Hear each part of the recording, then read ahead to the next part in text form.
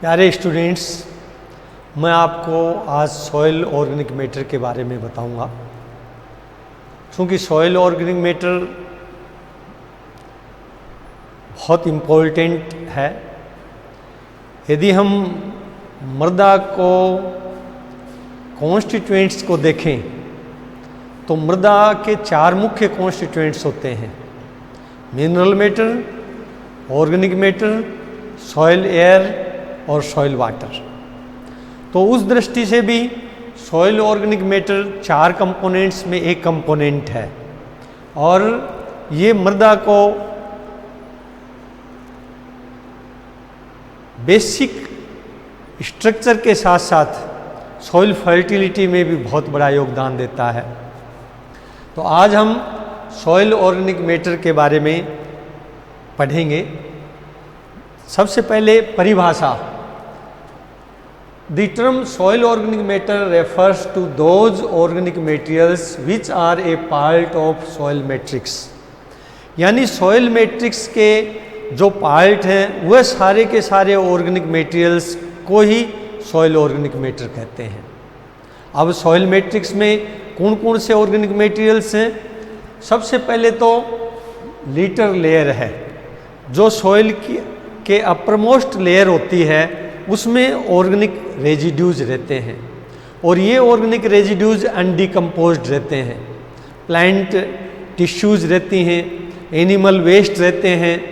तो ये litre layer बोलते हैं। सबसे ऊपर की लेयर होती है सॉइल ऑर्गेनिक मैटर की, सॉइल के ऊपर, जो अनडिकम्पोज्ड फॉर्म में होती है और ये अपरमोस्ट लेयर होती है। दूसरा पार्ट है पार्टली डिकम्पोज्ड प्लांट रेजिड्यूज। आंशिक रूप से अपघटित जो प्लांट और एनिमल अवशेष हैं वह इसमें रहते हैं। इसकी वजह से सॉइल का एक निश्चित कलर आ जाता है। तीसरा पार्ट है biological organic molecules. Biological organic molecules में मैक्रो मॉलिक्यूल्स भी होते हैं और माइक्रो मॉलिक्यूल्स भी होते हैं। इसमें बहुत तरह के ऑर्गेनिक मॉलिक्यूल्स आ जाते हैं, जैसे कार्बोहाइड्रेट्स हैं, प्रोटीन्स हैं, फैट्स हैं, लिग्निन है, पेक्टिन है। ये सारे के सारे बायोलॉजिकल ऑर्गेनिक मॉलिक्यूल्स में आते हैं। इनको नॉन ह्यूमिक सब्सटेंसेज भी बोलते हैं, नॉन ह्यूमिक सब्सटेंसेज भी बोलते हैं। और लास्ट पार्ट इसका ऑर्गेनिक मैटर का है ह्यूमिक सब्सटेंसेज। ये स्टेबल एंड प्रोडक्ट्स होते हैं। ह्यूमिक सब्सटेंस क्या है? स्टेबल एंड प्रोडक्ट्स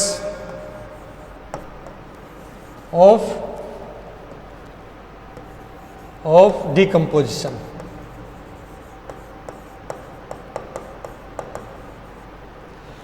यानी जब ऑर्गेनिक मैटर सड़ गल के और बहुत सारे प्रोडक्ट्स बन के और लास्ट में जो प्रोडक्ट होते हैं जो चेंज नहीं होते हैं, स्टेबल होते हैं, स्थायी होते हैं, वह ह्यूमिक सब्सटेंसेज होते हैं। और यदि हम कल्टीवेटेड सॉइल्स की बात करें तो कल्टीवेटेड सॉइल्स में लीटर लेयर ऊपर का जो अनडिकम्पोज्ड ऑर्गेनिक मैटर होता है वो नाम मात्र का होता है। इसी तरह से पार्टली डिकम्पोज्ड प्लांट रेजिड्यूज हैं, आंशिक अपघटित पदार्थ हैं, वह भी बहुत कम होते हैं। तो मुख्य रूप से कल्टीवेटेड सॉइल्स में दो ही पार्ट होते हैं: बायोलॉजिकल ऑर्गेनिक मॉलिक्यूल्स और ह्यूमिक सब्सटेंसेज। यानी कि ह्यूमिक सब्सटेंसेज और non humic substances. Humic substances हैं, ये एक्टिव पार्ट नहीं है। बायोलॉजिकल ऑर्गेनिक मॉलिक्यूल से एक्टिव पार्ट है ऑर्गेनिक मैटर का। एक्टिव पार्ट का मतलब जिस पार्ट में रिएक्शंस होती रहती हैं, जो लगातार चेंज होता रहता है, वो एक्टिव पार्ट हो गया। और ये स्टेबल पार्ट है, ह्यूमिक सब्सटेंसेज हैं, ये स्टेबल पार्ट है। नॉन ह्यूमिक सब्सटेंसेज हैं, ये एक्टिव पार्ट है। तो इस तरह से जो कल्टीवेटेड सॉइल्स हैं उसको हम मोटे मोटे रूप में ऑर्गेनिक मैटर को कह सकते हैं कि ये ह्यूमिक और नॉन ह्यूमिक सब्सटेंसेज हैं। इनमें ह्यूमिक सब्सटेंसेज 10 से 15% होते हैं और नहीं, नॉन ह्यूमिक सब्सटेंसेज 10 से 15% होते हैं और ह्यूमिक सब्सटेंसेज है वो 85 से 90% होते हैं, यानी स्टेबल पार्ट है कल्टिवेटेड सॉइल्स में वो 85 से 90% होता है, और जो एक्टिव पार्ट है वो 10 से 15% होता है। ह्यूमिक सब्सटेंसेज 85 से 90%, नॉन ह्यूमिक सब्सटेंसेज 10 से 15%। तो ये सॉइल ऑर्गेनिक मैटर हो गया। अब इसमें nature and composition of soil organic matter, किस तरह की नेचर होती है, क्या इसका सॉइल ऑर्गेनिक मैटर का कंपोजिशन है, इसके बारे में मैं आपको बताता हूँ कि it consists of a whole series of products which range from undecomposed plant and animal tissues to fairly amorphous brown to black material called as soil humus। पहले परिभाषा में भी आपको यही बताया था कि इसमें सब तरह के ऑर्गेनिक मटेरियल होते हैं। वही बात दोबारा रिपीट हो रही है कि ये whole series of products, organic matter is the whole series of products which range from undecomposed plant and animal tissues to fairly decomposed humus। humus है जो कि ह्यूमिक सब्सटेंसेज में ही आता है, ये फेयरली डिकम्पोज्ड है, ब्राउन टू ब्लैक कलर होता है, और इसमें undecomposed plant material, animal tissues, partly decomposed और नॉन ह्यूमिक सब्सटेंसेस वह भी आते हैं। तो ये पूरी रेंज है, ये सॉइल ऑर्गेनिक मैटर है। The soil organic matter contains various organic compounds. तो इसमें नॉन ह्यूमिक सब्सटेंसेज में बहुत सारे कंपाउंड्स होते हैं, जिसमें कार्बोहाइड्रेट्स होते हैं, प्रोटीन्स होते हैं, फैट्स होते हैं, वैक्सेज हैं, टेनिन्स हैं, लिग्निन्स हैं, ऑर्गेनिक एसिड्स हैं, एसेंशियल ऑयल्स हैं और मिनरल कॉन्स्टिट्यूएंट्स हैं। ये जो प्रोसेस है जिसमें डिकम्पोजिशन होता रहता है, तो अल्टीमेटली मिनरल कॉन्स्टिट्यूएंट्स रिलीज होते रहते हैं, मतलब न्यूट्रिएंट्स रिलीज होते रहते हैं। तो न्यूट्रिएंट्स भी इसी का पार्ट हो गया। कार्बोहाइड्रेट्स में सेलुलोज आ गया, हेमी सेलुलोज आ गया, स्टार्च आ गया, प्रोटीन्स में पेप्टाइड्स आ गए, अमीनो एसिड्स आ गए, ये सारे के सारे कॉन्स्टिट्यूएंट्स हैं, ये सॉइल ऑर्गेनिक मैटर के होते हैं। तो पूरी रेंज है इसमें सॉइल ऑर्गेनिक मैटर की। अब इसको सॉइल ऑर्गेनिक मैटर को मोटे मोटे दो भागों में बांटा जा सकता है, ऑर्गेनिक कॉन्स्टिट्यूएंट्स और इनऑर्गेनिक कॉन्स्टिट्यूएंट्स। जैसा मैंने अभी बताया कि इनऑर्गेनिक कॉन्स्टिट्यूएंट्स हैं, वह इसमें धीरे धीरे अल्टीमेटली रिलीज होते जाते हैं, न्यूट्रिएंट्स रिलीज होते जाते हैं। तो ये न्यूट्रिएंट्स हैं, ये इनऑर्गेनिक कॉन्स्टिट्यूएंट्स आ गए। इनको मिनरल कॉन्स्टिट्यूएंट्स और एस भी बोल सकते हैं, जिसमें calcium, magnesium, sodium, potassium, zinc, copper, manganese, iron, इस तरह के सभी तरह के न्यूट्रिएंट्स हैं इसमें। तो ये इनऑर्गेनिक कॉन्स्टिट्यूएंट्स हो गया। परंतु मेनली ये तो रिलीज होते हैं इनऑर्गेनिक एलिमेंट्स, तो मेनली क्या है कि ऑर्गेनिक है। और ऑर्गेनिक कॉन्स्टिट्यूएंट्स को दो भागों में बांटा जा सकता है, नाइट्रोजनस ऑर्गेनिक कंपाउंड्स और नॉन नाइट्रोजनस ऑर्गेनिक कंपाउंड्स। मतलब एक तो वह कंपाउंड्स होते हैं जिनमें नाइट्रोजन होती है, और एक वह कंपाउंड्स होते हैं जिसमें नाइट्रोजन नहीं होती है। अब नाइट्रोजनस कंपाउंड्स को भी दो भागों में बांटा जा सकता है, वाटर इनसोल्यूबल और वाटर सोल्यूबल, जो जल में अघुलनशील हैं और जल में घुलनशील हैं। जल में अघुलनशील कौन कौन से हैं? प्रोटीन्स हैं, पेप्टाइड्स हैं, पेप्टोन्स हैं और सल्फर कंटेनिंग कंपाउंड्स हैं। ये जल में विलय नहीं होते हैं, अघुलनशील हैं, तो इसको इस कैटेगरी में रख दिया। और जल में घुलने वाले क्या हैं? Nitrates and ammoniacal compounds. बहुत तरह के नाइट्रेट्स और अमोनिकल कंपाउंड्स डिकम्पोजिशन के दौरान बनते हैं, वह वाटर सोल्यूबल कैटेगरी में आते हैं। नॉन नाइट्रोजनस ऑर्गेनिक कंपाउंड्स को तीन भागों में बांटा जा सकता है फर्दर, कार्बोहाइड्रेट्स, ईथर सोल्यूबल और लिग्निन। कार्बोहाइड्रेट्स में जैसे मैंने पहले भी बताया, सेलुलोज है, हेमी सेलुलोज है, स्टार्च है, पेक्टिन है, शुगर्स है। इसमें मोनोसेकेराइड्स, डाइसेकेराइड्स, पॉलीसेकेराइड्स, सब तरह के कंपाउंड्स आ जाते हैं जो कार्बोहाइड्रेट्स श्रेणी में हैं।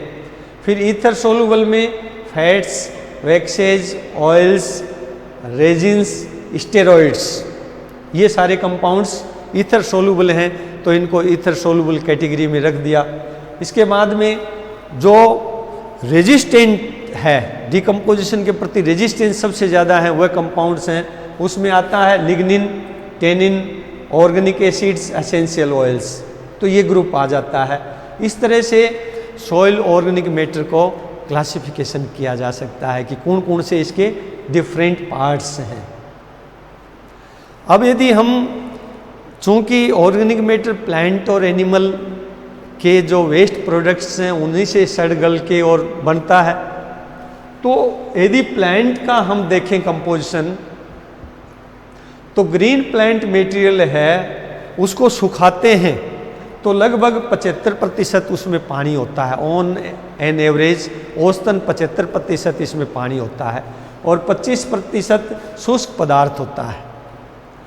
तो ये पानी तो इवोपरेट हो जाता है, शुष्क पदार्थ रहता है सॉइल में, और ये शुष्क पदार्थ है 25%।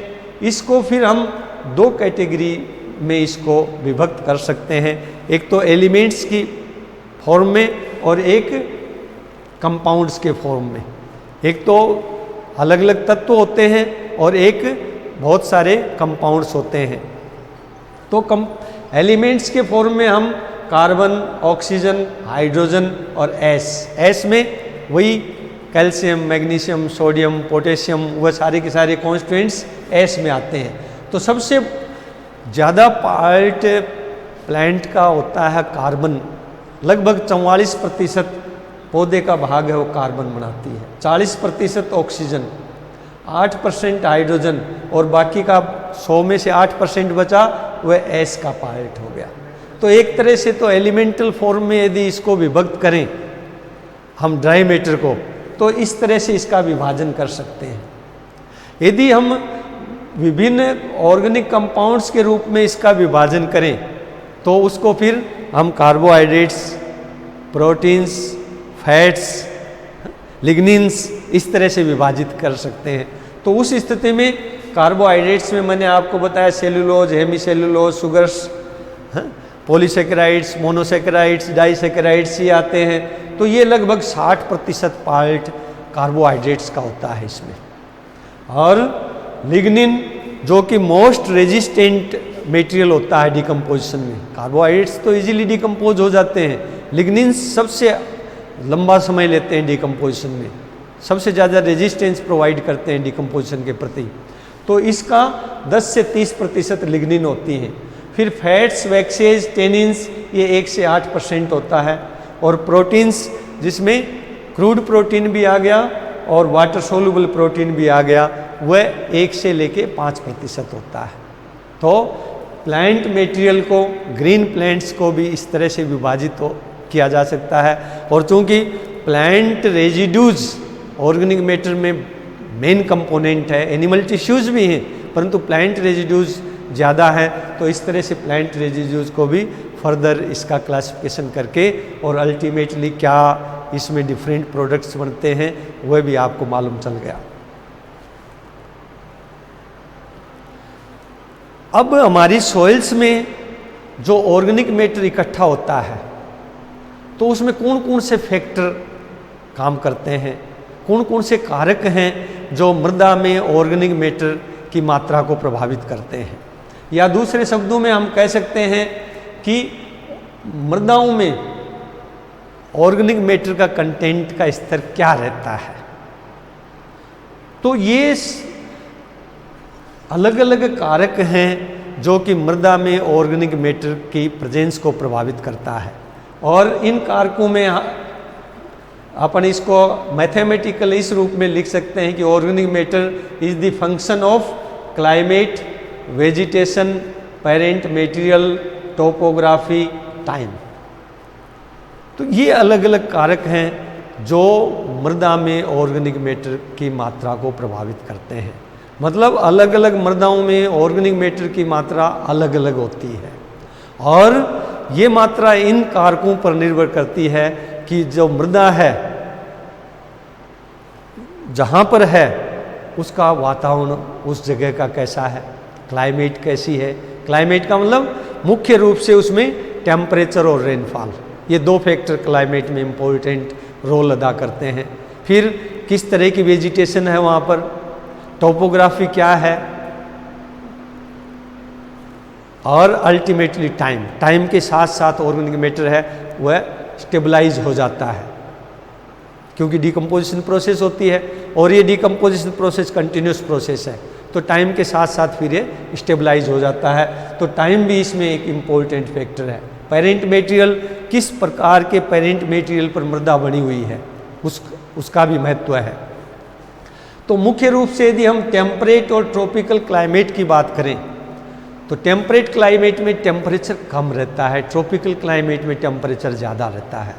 तो जो टेम्परेट क्लाइमेट है वहाँ पर 5 से 10% ऑर्गेनिक मैटर होता है,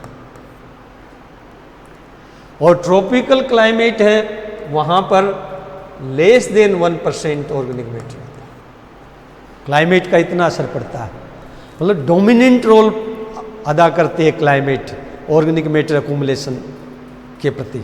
यहाँ सॉइल में ऑर्गेनिक मैटर कंटेंट डिसाइड करने के लिए क्लाइमेट बड़ा इम्पोर्टेंट रोल अदा करती है। तो टेम्परेट क्लाइमेट में जहाँ 5 से 10% ऑर्गेनिक मैटर कंटेंट होता है, वहाँ पर ट्रॉपिकल क्लाइमेट में 1 से कम प्रतिशत ऑर्गेनिक मैटर होता है। और इसका कारण क्या है? इसका कारण क्लाइमेट जो है ये प्रीडोमिनेंट रोल अदा करती है ऑर्गेनिक मैटर अक्यूमुलेशन के लिए।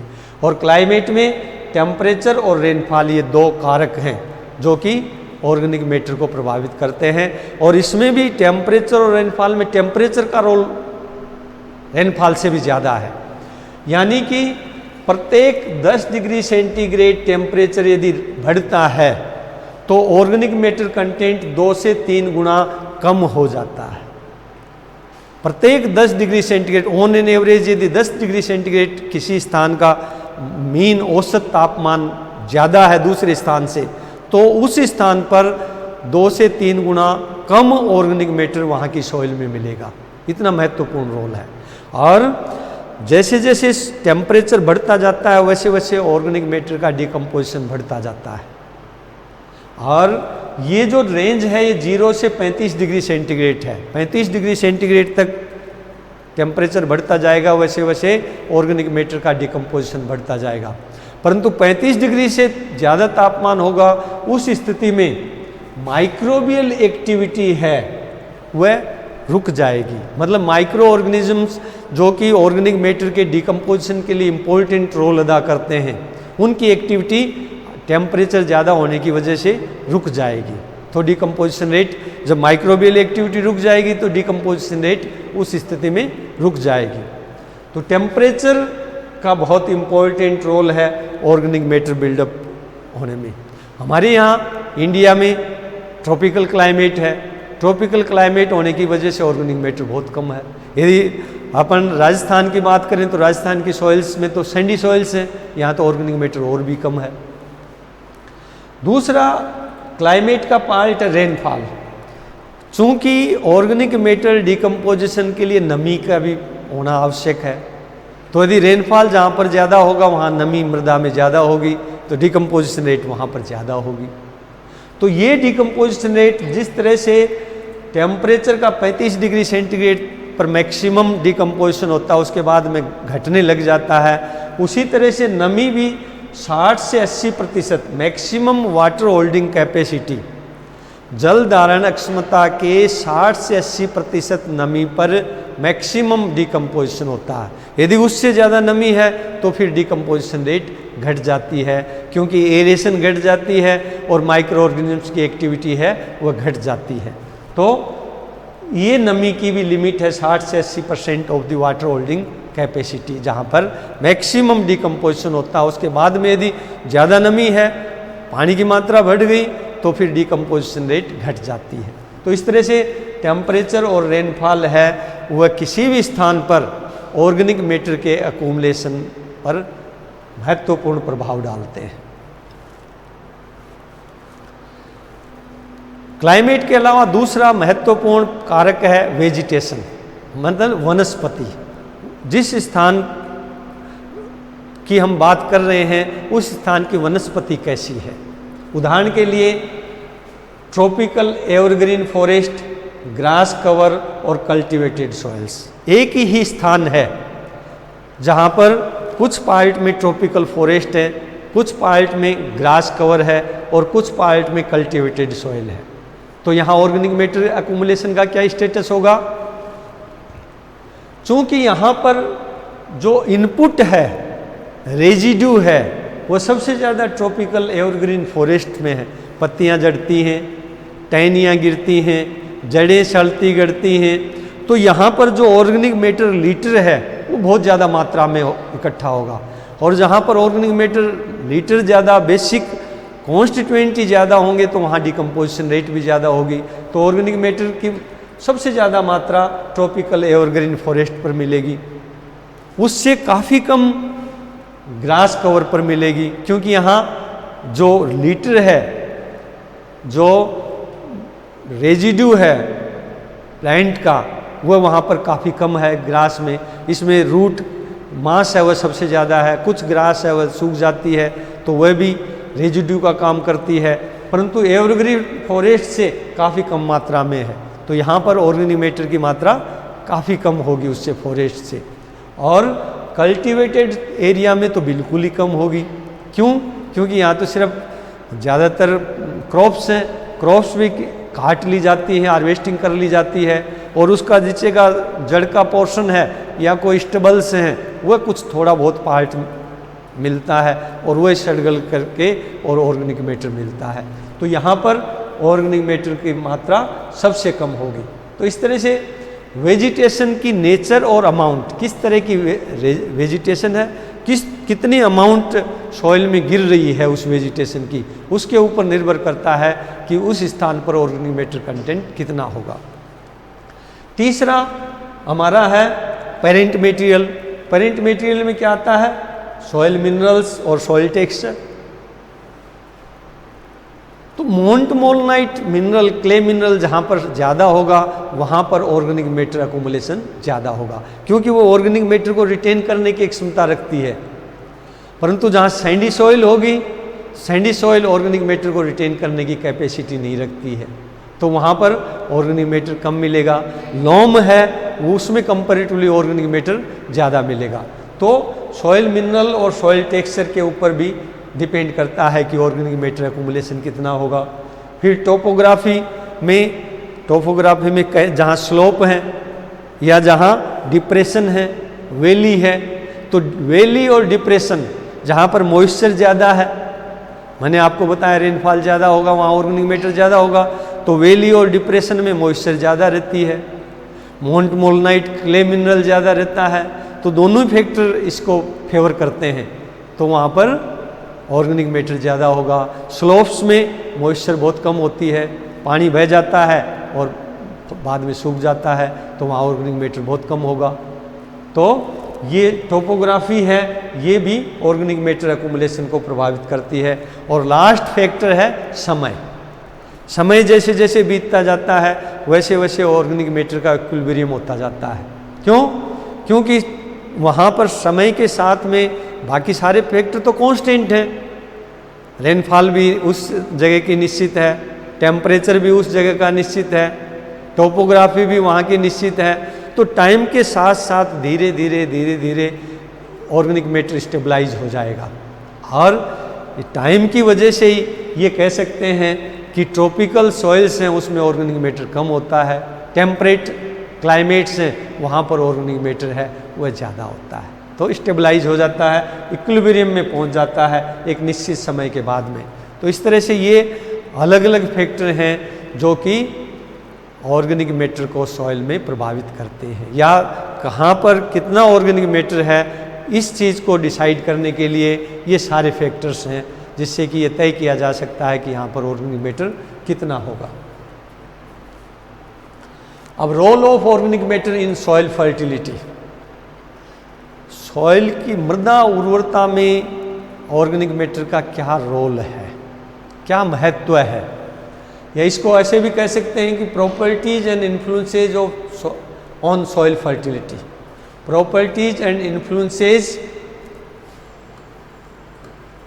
Of organic matter on soil fertility.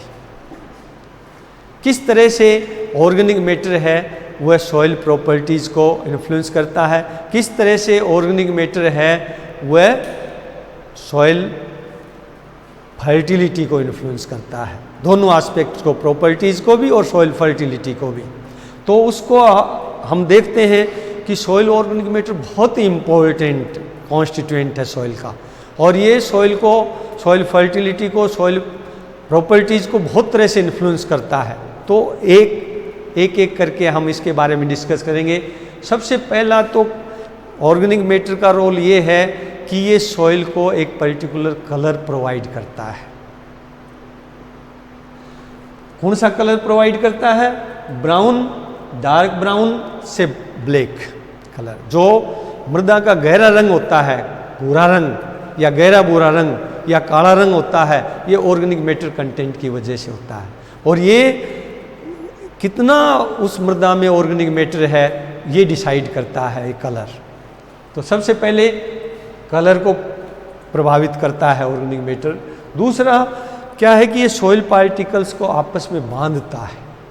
Soil particles कौन से हैं? सैंड, सिल्ट और क्ले, ये सॉइल पार्टिकल हैं। यदि इनको आपस में बांधे नहीं तो अलग अलग पार्टिकल अलग अलग रहेंगे। ऑर्गेनिक मैटर इनको आपस में बांधता है, और बांधने का मतलब ये हुआ कि जब ये पार्टिकल आपस में एक दूसरे से जुड़ते हैं तो सॉइल एग्रीगेट्स बनते हैं, और सॉइल एग्रीगेट जब ग्रेनुलर फॉर्म में होते हैं तो ये एक दूसरे के साथ जुड़ के इस तरह से रहते हैं कि उसमें पोर स्पेस आ जाती है, बीच में रंध्र आ जाते हैं, मृदा रंध्र होते हैं। और ये रंध्र हैं, ये एरेशन और परमेबिलिटी के लिए रिस्पॉन्सिबल है। तो दूसरे शब्दों में आप कह सकते हैं कि सॉइल ऑर्गेनिक मैटर है वह सॉइल की एरेशन और परमेबिलिटी के लिए रिस्पॉन्सिबल है। वातन और पारगम्यता, हवा का आवागमन यदि पोर मृदा में अच्छे होंगे तो अच्छा होगा, पानी का आवागमन मृदा में पोर ज़्यादा होंगे तो अच्छा होगा। तो इन दोनों के लिए, एरेशन और पारगम्यता के लिए ऑर्गेनिक मैटर रिस्पॉन्सिबल है। तीसरी, इन्फिल्ट्रेशन और परकोलेशन रेट को बढ़ा देता है। क्योंकि पोर स्पेस ज़्यादा होगी तो उस स्थिति में इन्फिल्ट्रेशन भी ज़्यादा होगा। इन्फिल्ट्रेशन यानी अंतःस्यंदन, अंतःस्यंदन को हिंदी में अंतःस्यंदन बोलते हैं इन्फिल्ट्रेशन को, यानी rate of entry of the water from the surface of the soil.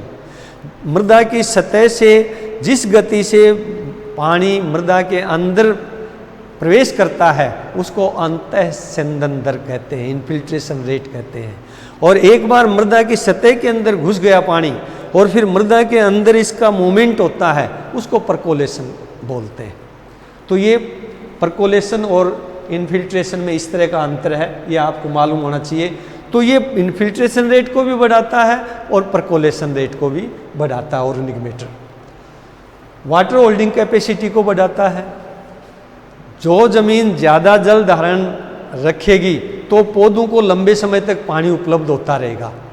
इसलिए जहाँ पर ऑर्गेनिक मैटर ज़्यादा होगा उन मृदाओं की जल धारण क्षमता भी ज़्यादा होगी, और वह उनको इरिगेशन देर से देने पर भी काम चल जाएगा। ऐसी मृदाओं में, ऐसी मृदाओं में बारिश होगी तो ज़्यादा जल को धारण करके रखेंगी और लंबे समय तक फसल को पानी की उपलब्धता रहेगी। तो वाटर होल्डिंग कैपेसिटी को बढ़ाता है। इसी तरह से चिकनी मृदाएं हैं जहाँ पर क्ले कंटेंट बहुत ज़्यादा है, वहाँ पर मिट्टी बहुत हार्ड हो जाती है, मिट्टी आपस में चिपकी रहती है, वहाँ पर कोई भी टीलेज ऑपरेशन करने में समस्या होती है। एक निश्चित नमी पर ही टीलेज ऑपरेशन कर देते हैं। तो इस तरह की मृदा में यदि ऑर्गेनिक मैटर डाल देते हैं तो उसकी प्लास्टिसिटी को, कोइजन को और स्टिकीनेस को कम कर देता है ऑर्गेनिक मैटर, यानी उसकी फिजिकल कंडीशन इम्प्रूव कर देता है, दोनों तरफ काम करता है। रेतीली मृदाओं में ऑर्गेनिक मैटर है वो वाटर होल्डिंग कैपेसिटी बढ़ा जाता है, और जो क्लेई मिट्टी हैं उनमें पोर स्पेस बढ़ा देता है और उनकी फिजिकल कंडीशन सुधार देता है। इसी तरह से जो इरोजन होता है, सॉइल इरोजन, मृदा का पानी की वजह से इरोजन हो जाता है, कट के मृदा चली जाती है, तो उसको ऑर्गेनिक मैटर है वह रोकता है। क्यों? क्योंकि ये ग्रेन्यूल्स बना लेता है, ग्रेन्यूल्स आपस में जुड़े हुए रहते हैं, तो पार्टिकल्स सॉइल के अलग अलग नहीं हो पाते हैं। उसके अलावा इन्फिल्ट्रेशन बढ़ा देता है, इन्फिल्ट्रेशन बढ़ाने से मृदा के अंदर पानी ज़्यादा जाता है और जो रन ऑफ होता है, बहाव द्वारा पानी है वह कम जाता है, तो मृदा का नुकसान कम होता है। फिर पानी के द्वारा जो मृदा का इरोजन होता है उसको तो कम करता ही है, हवा के द्वारा भी मृदा का इरोजन होता है उसको भी कम करता है ये, और उसमें भी वही काम करता है। यदि इंडिविजुअल पार्टिकल्स होंगे मिट्टी के तो तेज हवा से वो उड़ जाएंगे, परंतु एग्रीगेट्स होंगे तो उनका वजन ज़्यादा होगा और तेज हवा से वह उड़ेंगे नहीं। इसी तरह से ये मल्च का भी काम करता है। ऑर्गेनिक मैटर यदि सॉइल में है तो ये मल्च का काम करता है। एक मल्च का काम करने का मतलब ये है कि ये मृदा के तापमान को गर्मियों में ज़्यादा नहीं होने देता है और सर्दियों में कम नहीं होने देता है। गर्मियों में गर्मी की वजह से मृदा का तापमान ज़्यादा हो जाता है, सर्दियों में सर्दी की वजह से मृदा का तापमान कम हो जाता है। यदि मृदा की सतह पर ऑर्गेनिक मैटर की लेयर है तो ये इंसुलेटर का काम करता है, ये तापमान को एक्सचेंज नहीं होने देता है, तो गर्मियों में मृदा के तापमान को ज़्यादा होने से बचाता है और सर्दियों में मृदा के तापमान को कम होने से बचाता है। फिर ऑर्गेनिक मैटर है वो बल्क डेंसिटी को भी प्रभावित करता है, और आपको मालूम है कि बल्क डेंसिटी का पोरोसिटी से संबंध है, तो बल्क डेंसिटी को प्रभावित करता है, इसका मतलब पोर स्पेस को भी ये बढ़ाता है, टोटल पोर स्पेस को भी बढ़ाता है। और मैंने आपको पहले बताया कि पोर स्पेस बढ़ाने की वजह से इन्फिल्ट्रेशन और परकोलेशन रेट इंक्रीज हो जाती है, तो इस तरह से ये पोरोसिटी को भी इन्फ्लुएंस करता है। फिर रिड्यूसेस सॉइल एल्कलिनिटी, जैसे ही ऑर्गेनिक मैटर का डिकम्पोजिशन होता है तो इसमें कार्बन डाइऑक्साइड निकलती है, ऑर्गेनिक एसिड्स बनते हैं। जो कार्बन डाइऑक्साइड है वो हाइड्रोजन नहीं जल से संयोग करके कार्बोनिक एसिड बना लेता है, H2CO3 बना देता है। तो इस तरह से ऑर्गेनिक एसिड्स हैं और ये कार्बन डाइऑक्साइड है, ये दोनों एल्कलिनिटी को, सॉइल एल्कलिनिटी को कम करते हैं। फिर high cation adsorption capacity, organic matter की कैटाइन एक्सचेंज कैपेसिटी ज़्यादा होती है, कैटाइन एडजॉर्प्शन कैपेसिटी ज़्यादा होती है। कितनी ज़्यादा होती है? ये जो मिनरल कोलोइड्स हैं उनसे 2 से 30 गुना ज़्यादा होती है, 2 से 30 गुना ज़्यादा होती है। तो इस तरह से यदि कैटाइन एब्जॉर्प्शन कैपेसिटी ज़्यादा होगी तो वह न्यूट्रिएंट लॉसेज नहीं होंगे उस सॉइल्स में जिसमें ऑर्गेनिक मैटर ज़्यादा होगा, क्योंकि कैटाइन्स को एड्जॉर्ब करके रखेगा, तो लीचिंग लॉसेज नहीं होंगे। इसी तरह से ऑर्गेनिक मैटर है बफरिंग एजेंट का काम करता है। बफरिंग एजेंट का मतलब ये हुआ कि सॉइल की पीएच को कम या ज़्यादा होने से रोकता है।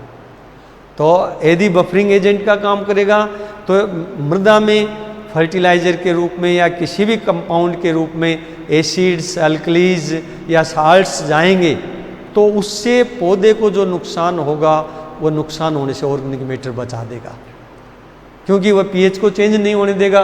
तो ऐसी स्थिति में प्लांट्स को सेफ गार्ड करेगा ऑर्गेनिक मैटर। फिर ऑर्गेनिक मैटर सोलुबलाइजिंग इफेक्ट भी है ऑर्गेनिक मैटर का। सोलुबलाइजिंग इफेक्ट का मतलब ये हो गया कि जो सॉइल में ऑलरेडी नेचुरल मिनरल्स हैं, नेचुरल कंपाउंड्स हैं, उनको सोलुबलाइज करेगा। जब उनको सोलुबलाइज करेगा तो उसमें जो एलिमेंट्स निकलेंगे, एसेंशियल एलिमेंट्स निकलेंगे, वो प्लांट्स को उपलब्ध होंगे। इस तरह से ये प्लांट्स को न्यूट्रिएंट रिलीज करके फायदा पहुंचाता है। फिर आपको मालूम ही है कि ऑर्गेनिक मैटर स्टोर हाउस है प्लांट न्यूट्रिएंट्स का। यदि सबसे ज़्यादा न्यूट्रिएंट्स हैं तो सॉइल ऑर्गेनिक मैटर में है। कोई भी फर्टिलाइजर डालते हैं तो उसमें या तो एक एसेंशियल न्यूट्रिएंट है या 2 एसेंशियल न्यूट्रिएंट है, ज़्यादा से ज़्यादा 3 एसेंशियल न्यूट्रिएंट्स हैं। जबकि ऑर्गेनिक मैटर में नाइट्रोजन को बहुत 90% नाइट्रोजन प्लांट्स ऑर्गेनिक मैटर से ही लेते हैं, सिर्फ 10% से कम ही होती है इनऑर्गेनिक फॉर्म में नाइट्रोजन तो सॉइल में। तो नाइट्रोजन का मेजर सोर्स ऑर्गेनिक मैटर ही है। फास्फोरस है, सल्फर है, इनका मेजर सोर्स ऑर्गेनिक मैटर ही है। फिर माइक्रो न्यूट्रिएंट्स हैं, जिंक है, आयरन है, मैंगनीज है, कॉपर है, ये इससे मिलते हैं ऑर्गेनिक मैटर से। तो ब्रीफ में अपन ये कह सकते हैं कि सॉइल ऑर्गेनिक मैटर है और न्यूट्रिएंट्स का स्टोर हाउस है। फिर ये मैक्रो और माइक्रो ऑर्गेनिजम्स के लिए एनर्जी का सोर्स है, बहुत इम्पोर्टेंट है ये। जो केंचुआ हो मैक्रो ऑर्गेनिजम्स में आता है, बैक्टीरिया, फंजाई, एक्टिनोमाइसिटीज, ये सारे माइक्रो ऑर्गेनिज्म में आते हैं। तो इन सब के लिए ये भोजन का यानी कि एनर्जी का सोर्स के रूप में काम में करता है। तो इनका यदि एनर्जी सोर्स है और जहाँ पर ऑर्गेनिक मैटर ज़्यादा है, इसका मतलब उनकी माइक्रो ऑर्गेनिजम्स की, मैक्रो ऑर्गेनिजम्स की पॉपुलेशन ज़्यादा होगी। पॉपुलेशन ज़्यादा होगी तो वह न्यूट्रिएंट्स की अवेलेबिलिटी ज़्यादा करवाएंगे। फिर एक ये कीलेट के रूप में काम करता है ऑर्गेनिक मैटर, कीलेट के रूप में काम करता है। इसका मतलब ये मेटल जो हैं, जैसे कॉपर है, मैंगनीज है, आयरन है, जिंक है, ये मेटल है, इनको बाउंड कर लेता है। बाउंड कर लेता है तो प्लांट्स को जैसे जैसे ज़रूरत होती है वैसे वैसे रिलीज करता रहता है। तो ये लीचिंग लॉसेज इनका नहीं हो पाता है, ये सॉइल में ही रह जाती हैं और ये प्लांट्स को उपलब्ध हो जाती हैं। फिर ऑर्गेनिक मैटर का डिकम्पोजिशन प्रोसेस है, चूँकि माइक्रोबियल एक्टिविटी है, माइक्रोबियल डिकम्पोजिशन है, तो बहुत सारे प्रोडक्ट्स बनते हैं। मैंने आपको बताया carbohydrates, proteins, fats, vitamins, antibiotics, growth promoting compounds, oxygens, तो ये बहुत तरह के कंपाउंड्स बनते हैं। और ये ग्रोथ प्रमोटिंग कंपाउंड्स हैं, ये प्लांट्स के अंकुरण में, ग्रोथ में, हर तरह से प्लांट्स को सहायता करते हैं। विटामिन्स हैं, एंटीबायोटिक्स हैं, तो ये बहुत कम मात्रा में और ज़रूर होते हैं, परंतु ये सारे के सारे लिबरेट होते हैं। इस तरह से पौधे को दूसरी तरह से भी न्यूट्रिएंट और एनर्जी के अलावा दूसरे ग्रोथ प्रमोटिंग जो कंपाउंड्स हैं उनको रिलीज करके भी ऑर्गेनिक मैटर प्लांट ग्रोथ में और प्रोडक्शन में हेल्प करता है। इसी तरह से ये हैवी मेटल्स जो पोल्यूटेंट्स हैं, लेड है, कैडमियम है, उनको एड्जॉर्ब कर लेता है।